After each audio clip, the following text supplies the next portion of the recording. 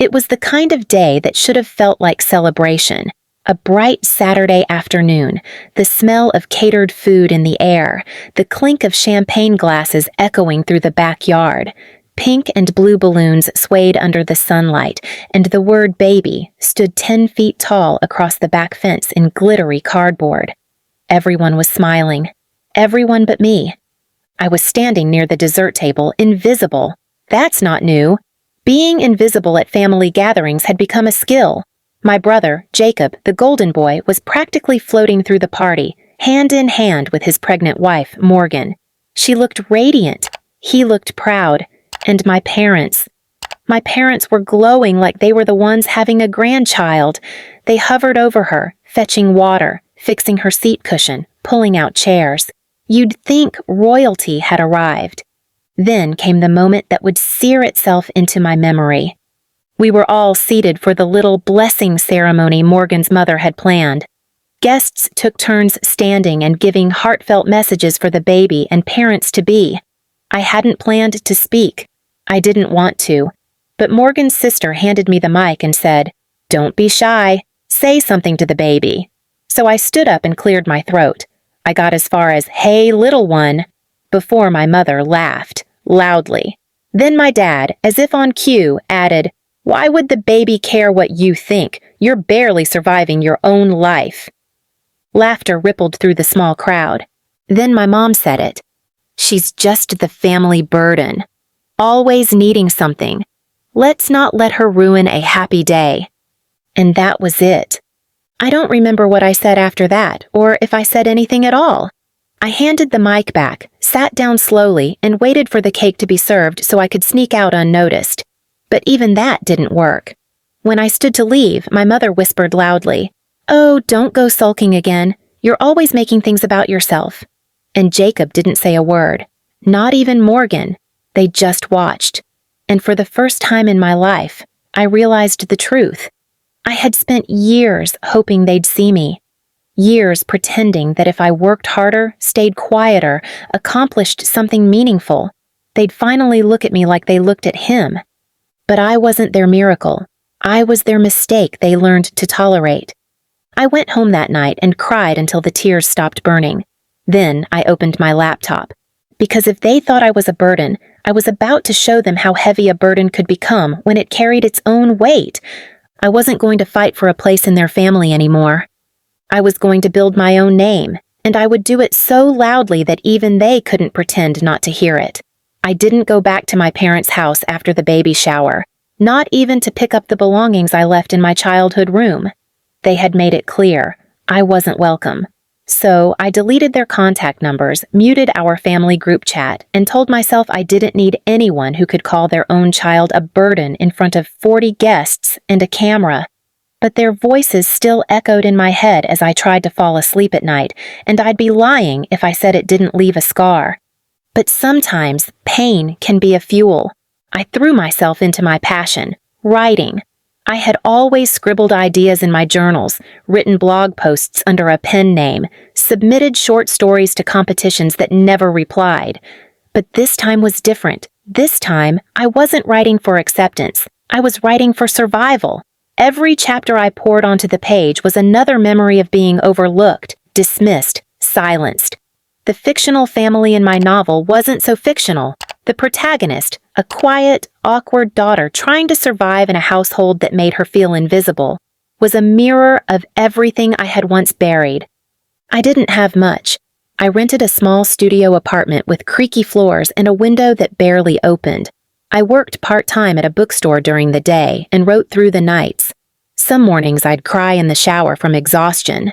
Some nights I'd wake up with panic attacks.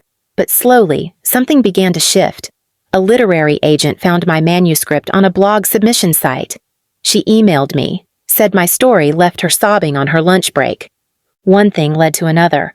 A publishing deal, a debut novel launch, a book tour. The day my book hit the bestseller list, I was standing alone in my kitchen, still in pajamas. I just stared at my phone screen, hands trembling. And then I laughed.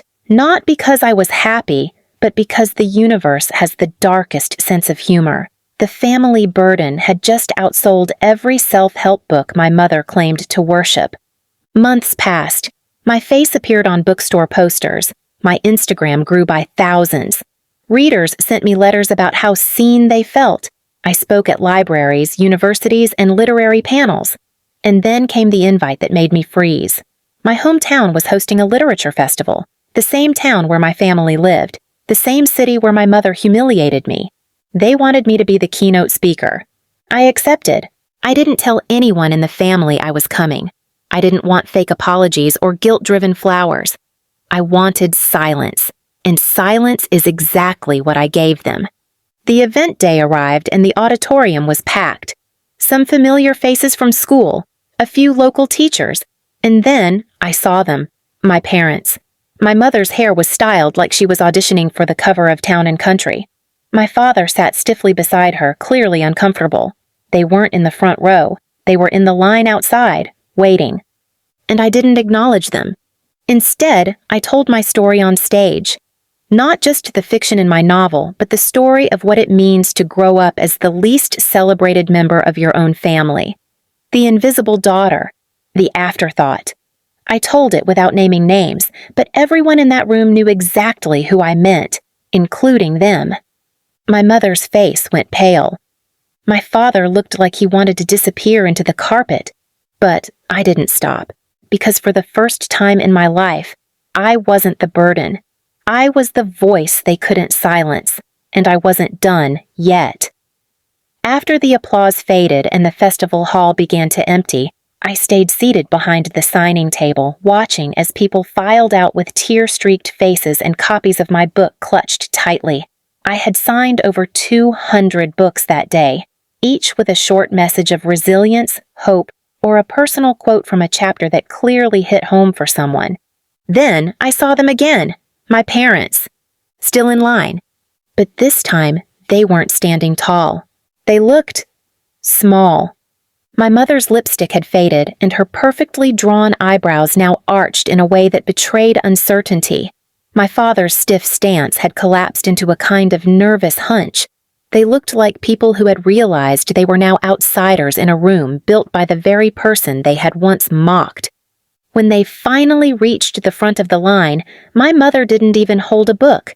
She just stood there, swallowing her pride as she spoke. We didn't realize how much you were hurting back then."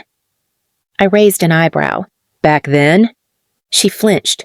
My father cleared his throat. "Your book. It was powerful, painful. We were proud of you, though." I leaned back in my chair, folding my arms. "Funny. You were proud when hundreds clapped for me, but I was a burden when only your voices were in the room." They said nothing. My mom took something out of her purse, an old photo, one from my brother's baby shower. The day she called me the family burden. I could see myself in the background, standing near the punch bowl with a forced smile, holding an empty tray. "I think about this day a lot," she whispered. "I wish I could erase it." I didn't take the photo. I didn't need it. I had already rewritten that scene in the pages of my novel, and the version I created was far more powerful, far more healing. "You can't erase it," I said, voice steady, "but you can stand in it, own it."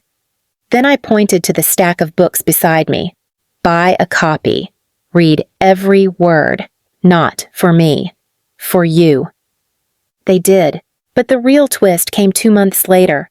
My publisher called to say a film studio had bought the rights to my story. A big one. A-listers already attached.